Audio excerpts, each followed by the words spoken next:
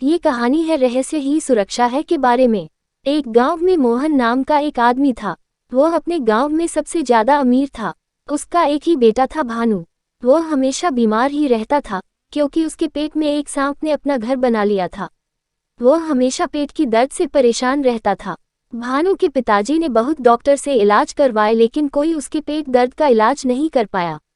वह सांप की वजह से दिन पर दिन कमजोर होता जा रहा था। भानु एक दिन उदास होकर शहर चला गया। वहां उसने एक छोटा मोटा काम ढूंढा। उससे जो कुछ थोड़ा बहुत पैसा मिलता था उसी से वह अपना गुजारा करता और रात को एक मंदिर में सो जाता था। उसी शहर में एक बीरेंद्र नाम का अमीर आदमी अपने दो बेटियों के साथ रहता था। बड़ी बेटी का नाम सुशीला और छोटी का नाम ललिता था। उस शहर में उसके जैसा अमीर कोई नहीं था, इसलिए वहां बस बीरेंद्र का ही राज चलता था। वह बहुत ही अहंकारी आदमी था। बीरेंद्र की दोनों बेटी बहुत सुंदर और सुशील थी। वे दोनों रोज सुबह अपने पिता के पैर छू के आशीर्वाद लेती थी और अपने दिन की शुरुआत करती थी। सुशीला अपने पिता के प्रणाम करके कहती थी, पिताजी मैं आपकी बहुत आभारी हूँ क्योंकि आप ही की कृपा से मुझे इस दुनिया के सभी सुख प्राप्त हुए हैं।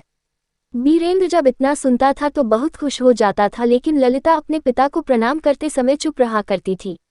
एक दिन बीरेंद्र ने ललिता से पूछा, बेटी तू प्रणाम करते समय चुप क्यों रहती है? ललिता ने विनम्र भाव से कहा, पिताजी मैं उस ईश्वर को मन ही मन में धन्यवाद देती हूँ जिसकी कृपा से आप मेरे पिताजी हैं और मैं आपकी बेटी। इतना सुनते ही बीरेंद्र गुस्सा हो गया और बोला, मैं कोई ईश्वर को नहीं मानता।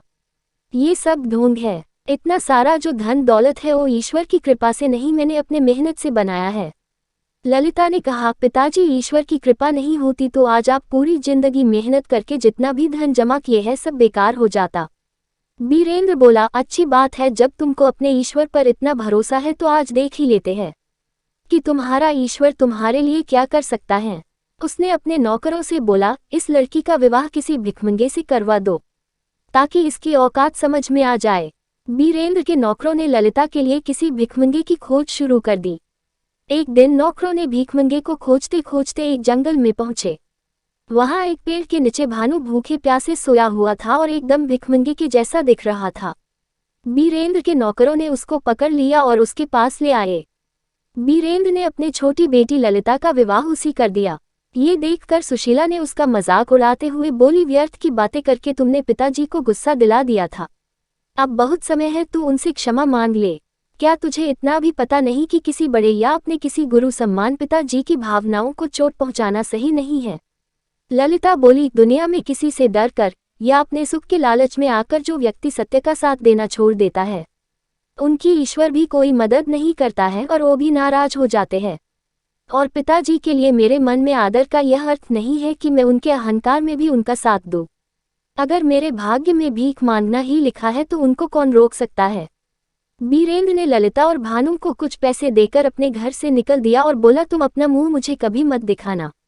ललिता ने खुशी खुशी अपने पति के साथ घर से निकल गई। जंगल की ओर चल पड़ी।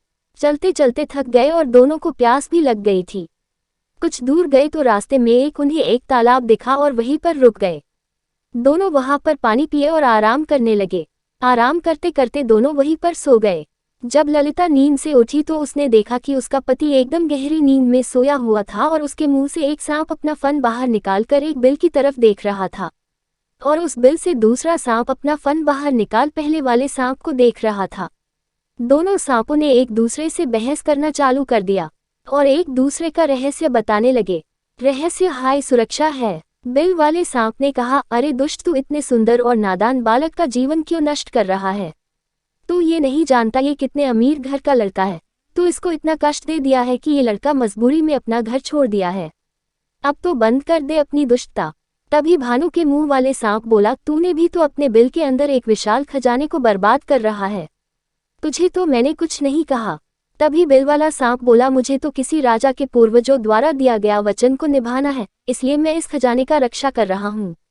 तो मुंह वाला सांप बोला, अरे तू क्या रक्षा करेगा? कोई आदमी तेरे बिल में बस 2 बाल्टी गर्म पानी डाल दे तो तू मर जाएगा और खजाना भी उसका हो जाएगा।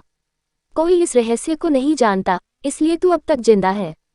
फिर बिल वाला सांप बोला, तू भी तो इसी कारण जिंदा है कि मूर्ख की तेरा रहस्य कोई नहीं जानता। लेकिन जिस दिन किसी को ये पता चल गया कि पुरानी चावल और सरसों का काढ़ा बनाकर इस लड़के को गर्म गर्म पिलाने से तू मर जाएगा, उसी दिन तेरी दुष्टता भी खत्म हो जाएगी।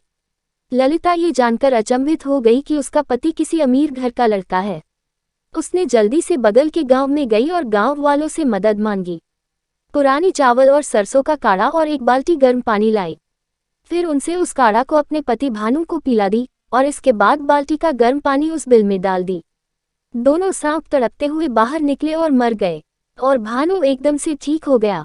वो ललिता को दिल से धन्यवाद दिया और बोला, तुम नहीं होती तो पता नहीं मेरा क्या होता। ललिता ने खजाने वाली बात भानु को बताई और दोनों ने मिलकर उस जगह को खोदा तो वहां बहुत सोना, चांदी और हीरा निकला।